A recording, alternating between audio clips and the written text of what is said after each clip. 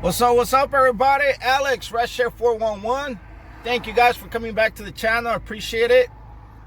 Thank you for everybody who's thumbing up the videos. Please do so. It's helping a lot in YouTube. If you haven't subscribed to the channel, please do so. Ring the little bell down there so you guys can know exactly when I upload the next video. Hopefully everybody's having a great day. It's Thursday morning. Ready for the weekend, everybody? I am, and hopefully we have a great weekend. For me, yesterday it was a very, very bad day, so I gotta make up that day, today, and we take it from there. But that's how it is. This is how this business is. You take losses, you have a good day sometimes, but you gotta keep going. Let's move on to straight to the point, guys.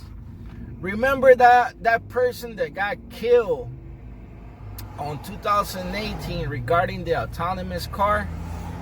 Remember that story? Well, they finished all the reports. Okay, all the investigation is done and all the reports are out. So at the beginning, when this person got killed, Uber say they follow every single procedure for safety, but check this out. Supposedly, the safety rules will ask for two persons to drive these cars because they're still on testing mode, okay?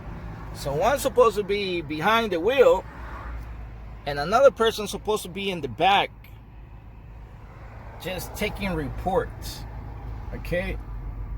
And the person behind the wheel is supposed to be watching the road at all times, 100%.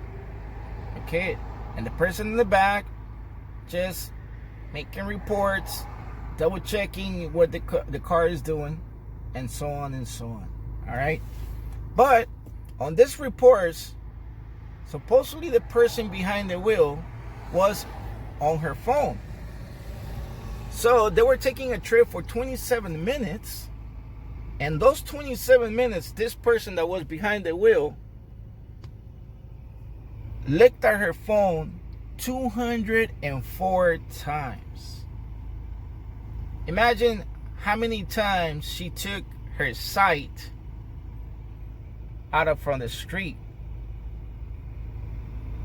And supposedly, they're following every single rule out there regarding safety. Sorry about that, guys, but hey, this is the streets. And then another thing is that they never give a blood test to this person behind the wheel. Okay, so we don't know exactly if this person was under drugs or anything regarding alcohol or nothing like that. Uber tried to make sure that person never got tested. Now, can you guys ask that questions to yourself? Why not? Because Uber is always trying to cut corners, always trying to cover themselves and everything. Now, this full investigate the car fully loaded, okay? But they also went the extra mile. So the car was made by Volvo, so they went to Volvo, okay? And they asked Volvo, hey, if a dog will cross in front of one of your cars, or let's say a person running in front of your cars, what would the car do? And Volvo say, hey, automatically the system is gonna hit the brakes, okay? And I could tell you, this system, it works, guys, because I have it in my car, and believe it or not, sometimes the person in front of you just brakes for the hell of it, and the system, the sensors in your bumper, in front of your bumper, they work 100%, okay? Because let's say that you're coming 50 miles per hour, and they sense that the car in front of you, it's stopping right away. So automatically this brake system, it hits the brakes. Even if you already look at the car that is stopping, it hits the brakes by itself, okay? And that's how good that system is regarding brakes. So they ask Volvo and they say, hey, so how come this system didn't do anything regarding this daily crash? Okay, so Volvo went to the car, start testing everything, and guess what? Uber had turned off the system regarding brakes. Now, my big question is, why did they do it? Okay? Why did they do that? And if you guys are on the streets, or if you guys, the person in the back is taking control or taking track of everything that they're doing in the road, okay, maybe Uber doesn't want all that data on those reports, okay, because the car, every time it sees something in front of, it's gonna stop. It's gonna stop. Okay, but the big problem on this story was that the lady, or the person that got hit and died, she was jaywalking.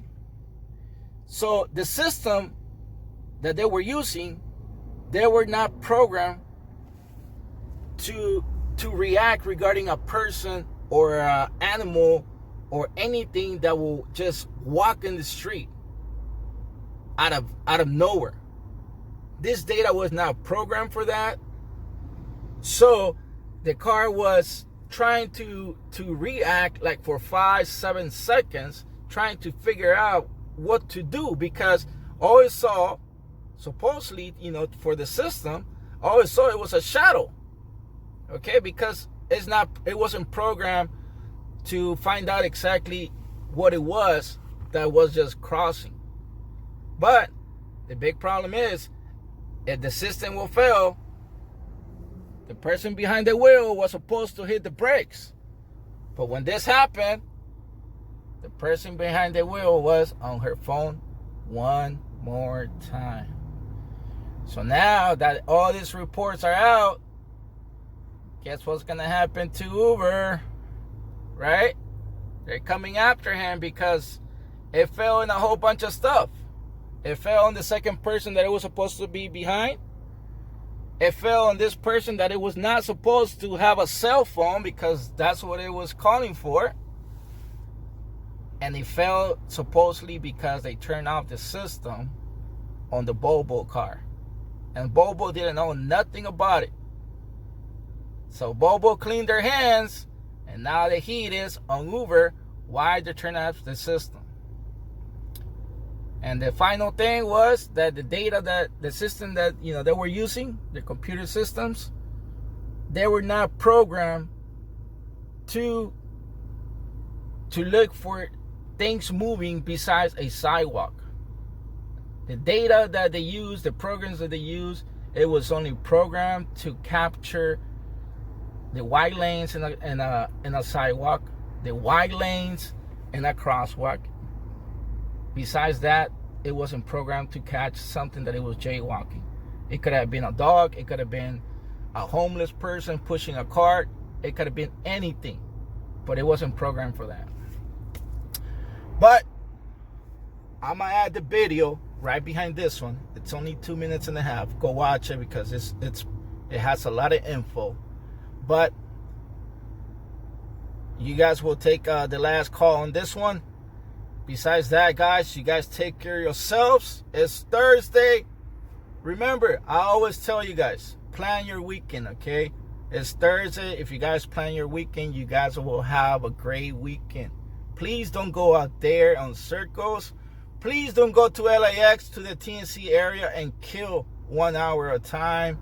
And then probably the trip that you get is going to be only 5 minutes, 7 minutes, because it's going to hurt you, okay? And that was what hurt me yesterday, okay? I was at the TNC. It took me about an hour, to get a pen. And then when I got pen, 5 minutes from there.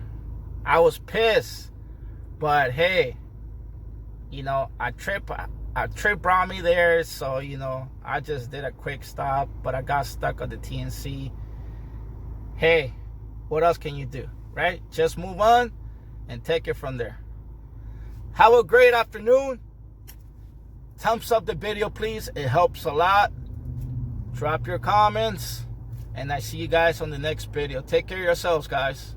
Developments tonight in the 2018 deadly crash involving a self-driving Uber and a woman crossing the street in Tempe. The NTSB finally releasing its report on the crash. Team 12's William Pitts uncovers new facts in that report. The NTSB found the driver barely had any time to react, but the car had been trying to decide what to do for 5 seconds.